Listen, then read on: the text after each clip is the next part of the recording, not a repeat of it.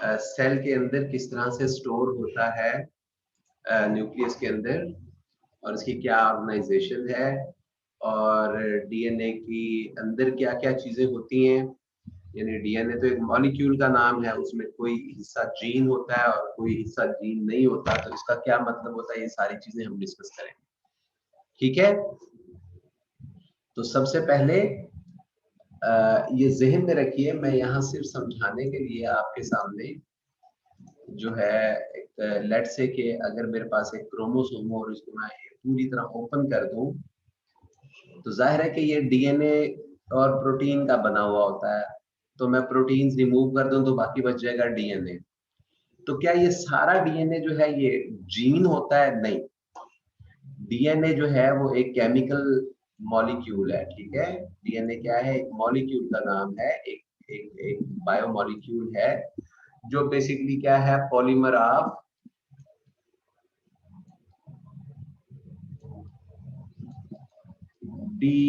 डीएनटीपी, deoxyribonucleotides. Okay, eukaryotes में जाहिर है डबल स्टैंड होता है, तो दो पॉलीमर्स मिलते हैं। मैं इसको यूं कर देता हूं, two polymers of DNTPs intertwined with each other, intertwined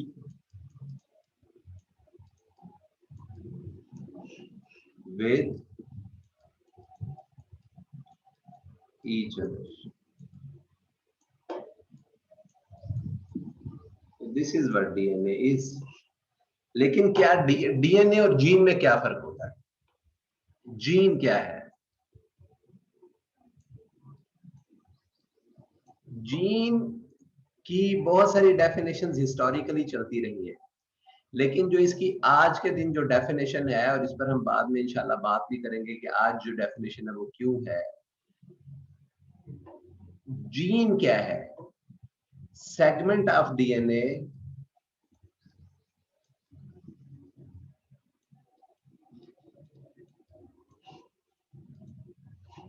segment of DNA that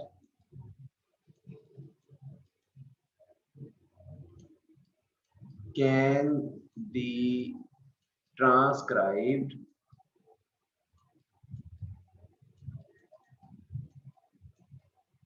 into RNA। अब RNA से यहां मैं मुराद ले रहा हूं कोई भी RNA मॉलिक्यूल, सिर्फ mRNA नहीं। ठीक है, तो ये इसकी मॉडर्न डेफिनेशन है। ये डेफिनेशन चेंज होती रही है। पहले ये था कि जीन क्या है? ऐसा सेगमेंट ऑफ डीएनए जिससे प्रोटीन बन सकती हो, लेकिन हमें पता है कि बहुत सारे ऐसे डीएनए के सेगमेंट्स हैं जिनसे आरएनए बनता है लेकिन प्रोटीन नहीं बनती। ठीक है, जैसे कि टीआरएनए है, तो टीआरएनए से कोई प्रोटीन नहीं बनती। आरएनए की बहुत सारी टाइप्स होती हैं। ठीक है, हम जानते हैं कि there is mRNA, there is tRNA, और ये मशहूर 3 टाइप्स हैं जो मैं यहाँ मेंशन कर रहा हूँ। And there is rRNA, the ribosomal RNA. ठीक है, but there are many other types. ठीक है, मिसाल के तौर पे we know there is miRNA और micro RNA, there is एसएनआरएनए।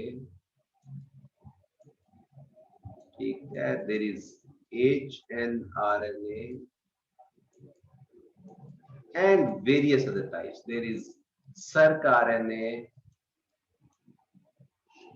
pathetic.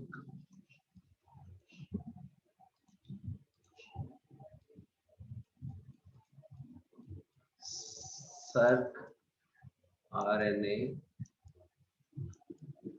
etc., etc. There are many different types of RNA. और ये चूंकि आरएनए मॉलिक्यूल जो है ये रिलेटिवली रीसेंट डिस्कवरीज हैं, तो इस वजह से हम जीन की डेफिनेशन को सिंप्लीफाई कर दिया गया है। अब जीन क्या है? ऐसा segment of DNA that can be transcribed into any type of RNA. ठीक है, अभी भी अगर आप कुछ बुक्स में देखेंगे तो ये डेफिनेशन डिफरेंट तरीके से हो सकती है, और ये हम आगे देखेंगे मजीद। ठीक है,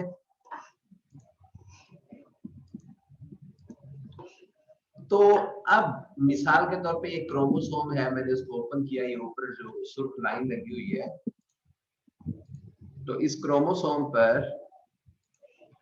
क्या ये सारा का सारा डीएनए जो है ये जीन है? नहीं, बल्कि इसमें सिर्फ वो पीस जीन कहलाएंगे जिनसे आरएनए बन सकता है। लेट्स से एक जीन यहाँ पे है, लेट्स से एक जीन यहाँ पे, लेट्स से एक जीन यहाँ पे है।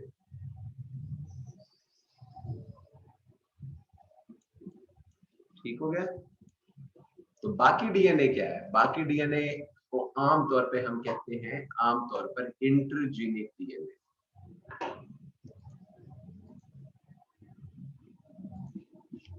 बाकी जो डीएनए है, it is generally called as इंटरजीनिक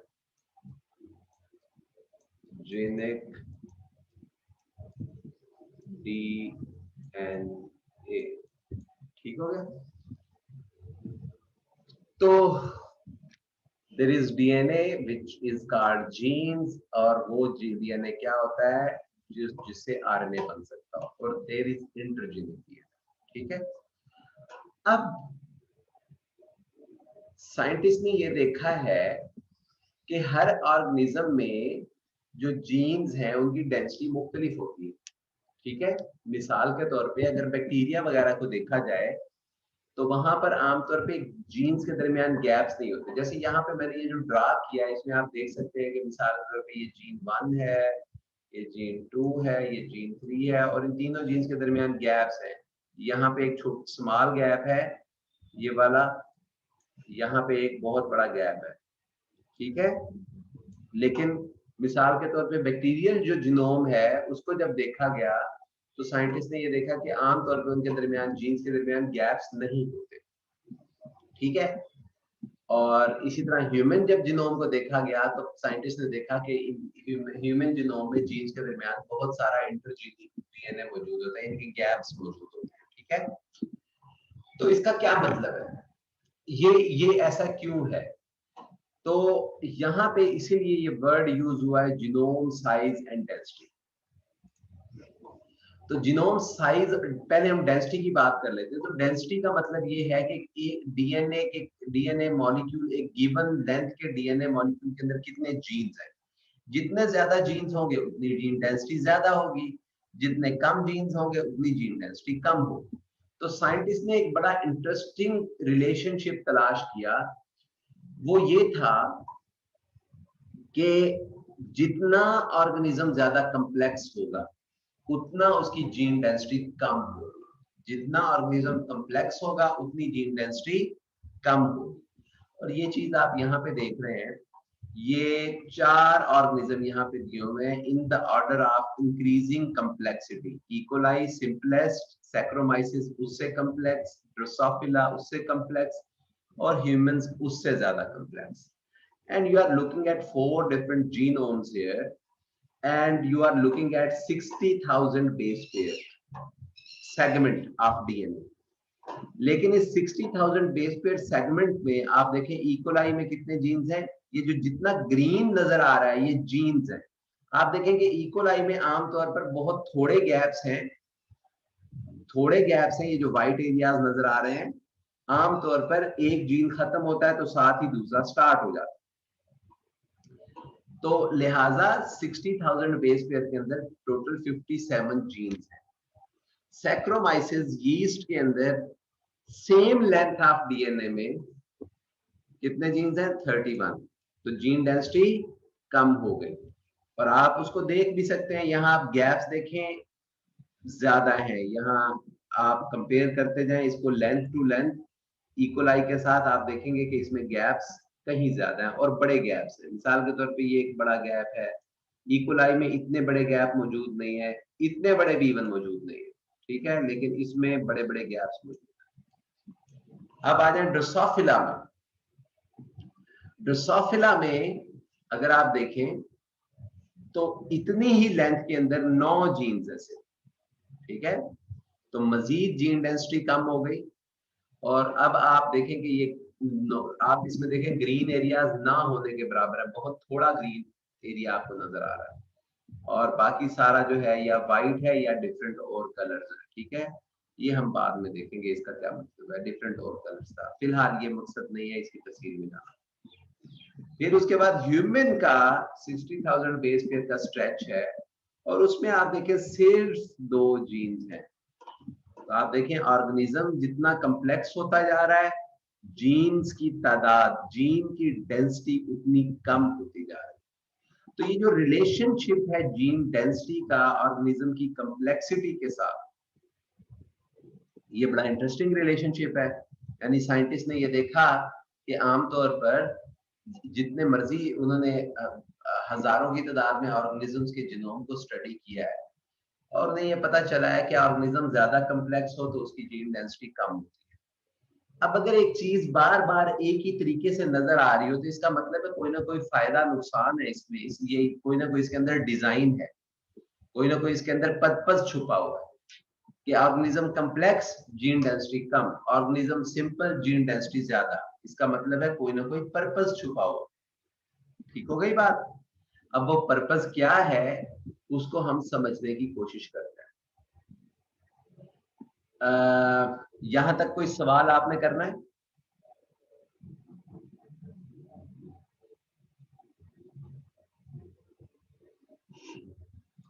आपके माइक्स जो है वो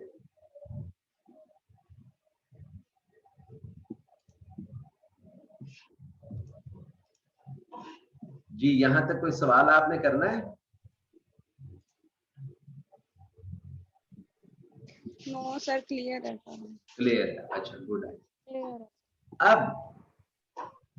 जो है ये जो रिलेशनशिप है इसका मतलब क्या है?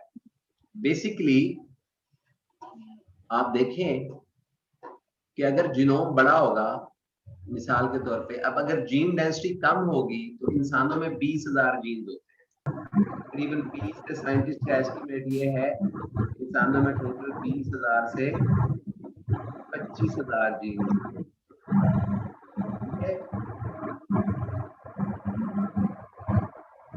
अब अगर जीन डेंसिटी कम होगी तो इसका मतलब है एक बहुत बड़ा जीनोम चाहिए इतने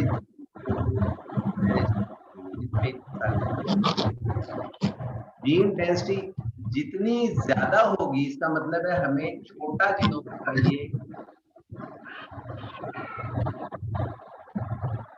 हमें छोटा जीनोम चाहिए जीन्स को मैनेज करने के लिए। और यही वजह है कि इकोलाई के जीनोम साइज जो है 4.6 MB है और टोटल नंबर ऑफ जीन्स 4400 है।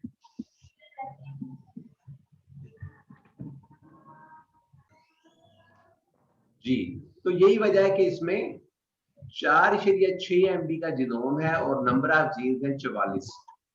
अब इसको मैं डिवाइड करके देखता हूँ। 4.6 MB का मतलब होता है, MB का मतलब होता है 10 की ताकत 6। ठीक है, इसको मैं अगर खोल के लिखूं तो इसका मतलब होगा 46 लाख।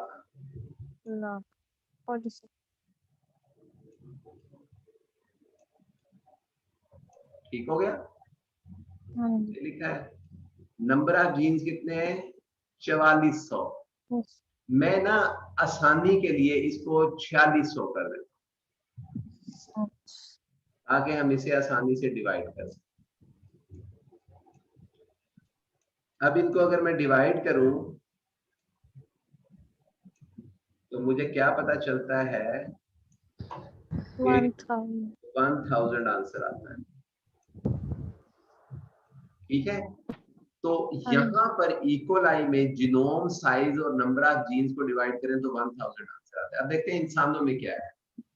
इंसानों का जीनोम साइज होता है 3 GB का मतलब है 3 के साथ 9 सिफर। 1 2 3 4 5 6 7 8 9। इसको मैं डिवाइड करूं, कितने जीन्स हैं? 20 से 25,000। मैं आसानी के लिए 30,000 कह देता हूं जीन्स।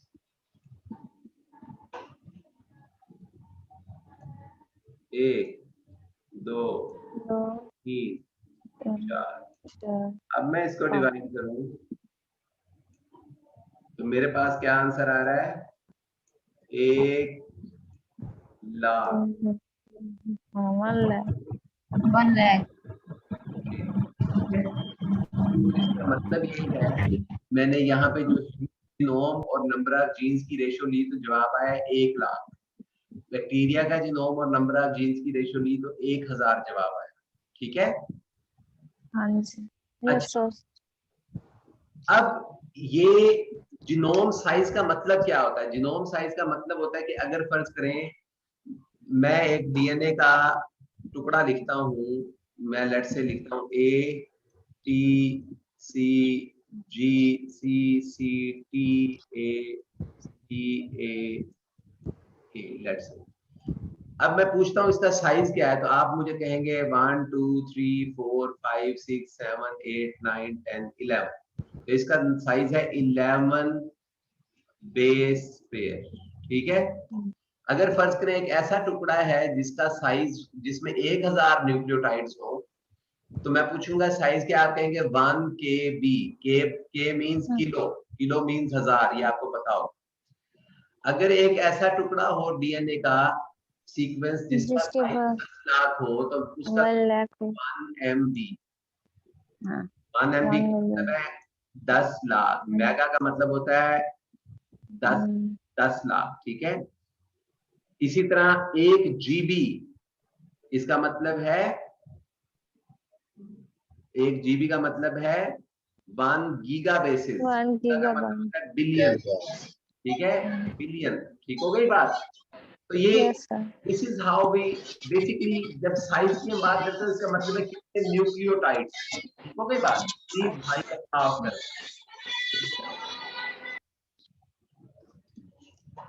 ठीक है, इज इट क्लियर? तो ये यस सर। है। हाँ जी। तो अब ये जो मैंने रेशियोज लिखी हैं मतलब 3 GB का मतलब है 3 बिलियन न्यूक्लियोटाइड्स। तो इंसान का जीनोम 3 बिलियन न्यूक्लियोटाइड्स का है। 4.6 MB का मतलब है 46 लाख न्यूक्लियोटाइड्स। तो बैक्टीरिया का जो जीनोम है वो 46 लाख न्यूक्लियोटाइड्स का है। ठीक हो गई बात। अब इसको मैंने जब नंबर ऑफ जीन्स पे डिवाइड किया तो इधर मेरे पास 1000 आ रहा है, इधर मेरे पास 1 लाख आ रहा है। अब सवाल ये है कि एक जीन में कितने न्यूक्लियोटाइड होते हैं? जीन का भी तो आखिर कोई साइज होता होगा ना। तो आमतौर पर जो जीन्स हैं उनका size, average size, there can be genes which are very very large and there are genes which can be very very small, but average size किसी भी जीन का 1000 न्यूक्लियोटाइड्स होता है। कितना होता है? 1000 निकले थे। 1000 न्यूक्लियोटाइड मैंने दे दिया। खुलिएगा। 1000 न्यूक्लियोटाइड्स का जो जीनोम है। अब आप सोचें ये कितने न्यूक्लियोटाइड बनते हैं? जब हमने नंबर ऑफ जीन्स को टोटल नंबर ऑफ न्यूक्लियोटाइड्स पे डिवाइड किया तो 1000 आया, है ना? एक हाँ जी। जीन कितना होता है? Yes sir. Yes sir. 1000 होता है। लिहाजा इसका मतलब है जितने एक जीन पर न्यूक्लियोटाइड बनते हैं उतने ही यहाँ पर मौजूद हैं, एवरेज साइज। इसका मतलब है इक्वलाई के जीनोम में गैप्स नहीं होंगे। नहीं होंगे। ठीक है, वो ही आप हाँ यहाँ जी। पे देख भी रहे हैं कि थोड़े बहुत गैप्स हैं। ठीक है। अब यस सर। इंसानों का जो रेशियो आई है वो 1 सर लाख। दोबारा रिपीट कर दे। देखें जब मैंने टोटल नंबर ऑफ न्यूक्लियोटाइड्स को टोटल नंबर ऑफ जीन पे डिवाइड किया तो मेरे पास क्या आया? 1000। 1000 क्या होता है? एक जीन का साइज होता है। ठीक है। हाँ जी। तो इसका मतलब यस सर। जितना मेरे पास ये नंबर आ रहा है उतना ही जीन का साइज है, लिहाजा इक्वलाई के जीनोम में गैप्स नहीं होने। नहीं होंगे। ठीक हो गई बात। हाँ जी। उसके मुकाबले में जब मैंने यही काम इंसानों के जीनोम पे किया तो मेरे पास 1 लाख है। इसका साइज हाँ इंसान जी। एवरेज 1000 ही होता है। मैं हम। जब 1000 में डिवाइड करता हूँ तो मेरे पास जो आता है वो आता है 100 आंसर। हाँ जी। है ना? इसका मतलब है इसमें तक। दूसरे लफ्ज में यूं कह ले मतलब मैं आसान जबान में समझाना चाहता हूँ, ज्यादा टेक्निकल नहीं जाना चाहता। ये कितने न्यूक्लियोटाइड है? 1,00,000 न्यूक्लियोटाइड है, न्यूक्लियोटाइड। सही है ना? इनमें से कितने न्यूक्लियोटाइड में जीन है? 1,000 में जीन्स है। ऐसे ही हुआ, 1,00,000 जीन्स पर मुश्किल। तो बाकी जो बचेंगे वो कितने हैं? 99,000। 99,000 न्यूक्लियोटाइड में जीन मौजूद नहीं। इसका मतलब है अगर मैं एक डीएनए सीक्वेंस लिखूं 1,00,000 न्यूक्लियोटाइड्स पर मुश्तमिल, तो उसमें से 1,000 न्यूक्लियोटाइड्स ऐसे होंगे जो जीन होगा, बाकी सारा इंटरजीनिक डीएनए होगा। हाँ।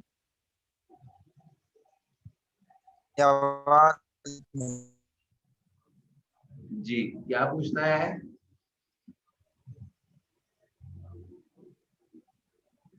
कुछ पूछना है आपने?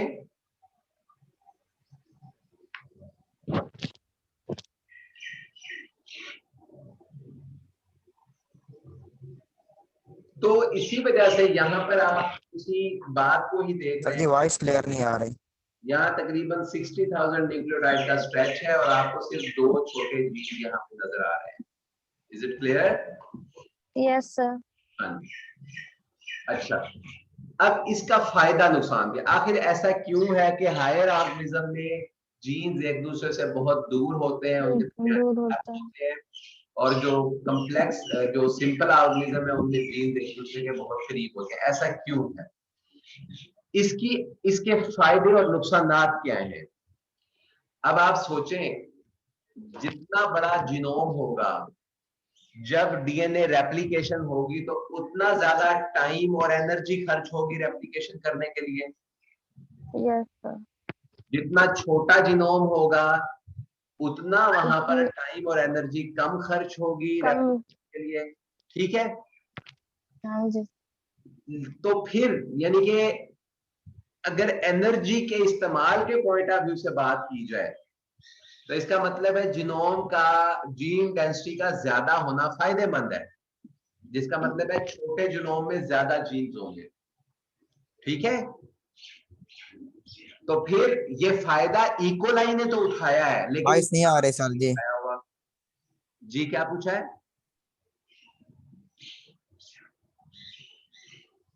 तो ये फायदा इकोलाई ने तो उठाया, इंसानों ने क्यों नहीं उठाया ये फायदा? अच्छा, अब दूसरा भी एक मसला है। जब भी डीएनए रेप्लिकेट होता है, जब भी डीएनए रेप्लिकेट होता है तो जीन्स के अंदर म्यूटेशंस आती हैं। जीन्स के अंदर म्यूटेशंस आती हैं। वो जो म्यूटेशंस है वो जीन्स के स्ट्रक्चर को चेंज करती हैं, उससे बनने वाली प्रोटीन्स हो सकता है फॉल्टी हो। अब अगर म्यूटेशंस इतनी ज्यादा जीन्स में आ जाएं तो उसके नतीजे में जो ऑर्गेनिज्म बनेंगे वो फॉल्टी होंगे। जब वो ऑर्गेनिज्म फॉल्टी होंगे तो एवोल्यूशन आपने पढ़ा होगा बीएससी वगैरह में, तो आपको पता है कि नतीजे में स्पीशीज का जो सर्वाइवल है वो खतरे में पड़ जाएगा। ठीक है? अगर जीन्स में म्यूटेशंस आ जाए बहुत ज्यादा, तो इसका मतलब ये है कि जीन डेंसिटी ज्यादा होने का फायदा ये है कि खर्चा कम होगा एनर्जी का, लेकिन नुकसान ये है कि जब रेप्लिकेशन होगी तो जीन्स के अंदर म्यूटेशन ज्यादा होगी। अगर जीन डेंसिटी कम होगी, इंटरजीनिक एरिया ज्यादा होंगे, तो म्यूटेशंस कहाँ होगी? इंटरजीनिक एरियाज में ज्यादा होने का चांस है। अब वहां पे म्यूटेशन हो भी जाए तो जो प्रोटीन्स बननी है उनमें तो कोई मसला नहीं होगा ना। मसला नहीं होगा जी। तो अब ये एक फायदा है जीन डेंसिटी कम होने का। वो क्या फायदा है? एनर्जी कम खर्च होती है। एक फायदा है जीन डेंसिटी ज्यादा होने का, और वो क्या फायदा है कि म्यूटेशंस जो है वो म्यूटेशन के बाहर होंगी, इंटरजीनिक रीजन्स में होंगी। क्लियर हो गई बात? Yes sir. तो अब लगता ये है कि जो ऑर्गेनिज्म सिंपल है उन्होंने पहले वाला फायदा चूज किया है, और वो क्या है कि कम खर्च में काम हो जाए।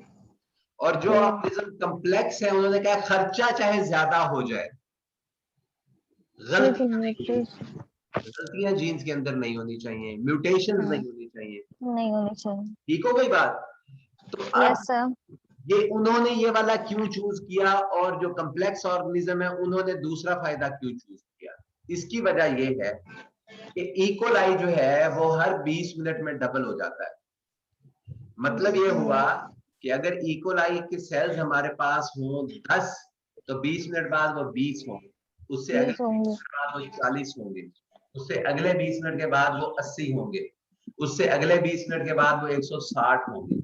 लेकिन अगर इंसान 10 हो तो इंसान जो है, इंसानों के 10 से 20 होने पर 20 होने में तकरीबन 50 साल लगते हैं।